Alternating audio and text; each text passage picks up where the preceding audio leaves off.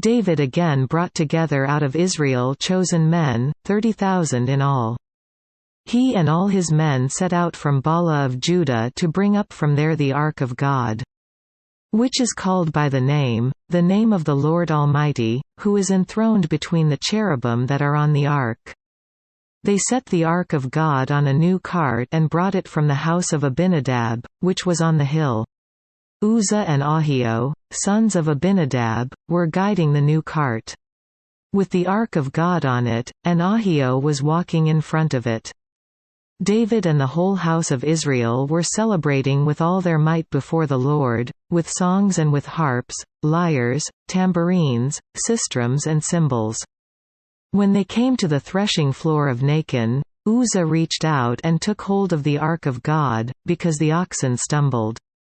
The Lord's anger burned against Uzzah because of his irreverent act, therefore God struck him down and he died there beside the ark of God.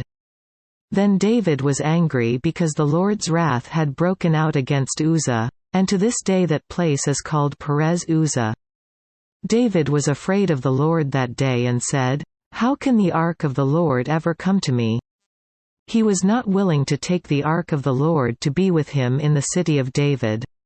Instead, he took it aside to the house of Obed-Edom the Gittite. The ark of the Lord remained in the house of Obed-Edom the Gittite for 3 months, and the Lord blessed him and his entire household. Now King David was told, "The Lord has blessed the household of Obed-Edom and everything he has, because of the ark of God."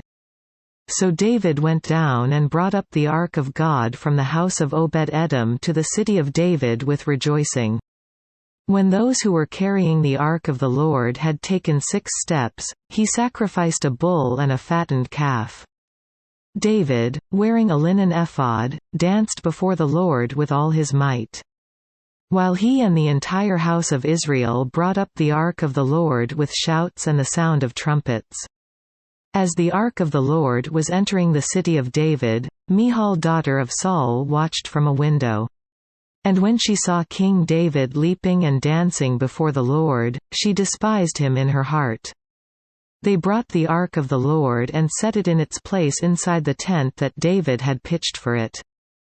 And David sacrificed burnt offerings and fellowship offerings before the Lord. After he had finished sacrificing the burnt offerings and fellowship offerings, he blessed the people in the name of the Lord Almighty. Then he gave a loaf of bread, a cake of dates and a cake of raisins to each person in the whole crowd of Israelites, both men and women. And all the people went to their homes. When David returned home to bless his household, Michal daughter of Saul came out to meet him and said, "How the king of Israel has distinguished himself today, disrobing in the sight of the slave girls of his servants as any vulgar fellow would." David said to Michal, "It was before the Lord, who chose me, rather than your father or anyone from his house when he appointed me ruler over the Lord's people Israel. I will celebrate before the Lord. I will become even more undignified than this, and I will be humiliated in my own eyes. But by these slave girls you spoke of, I will be held in honor." And Michal daughter of Saul had no children to the day of her death.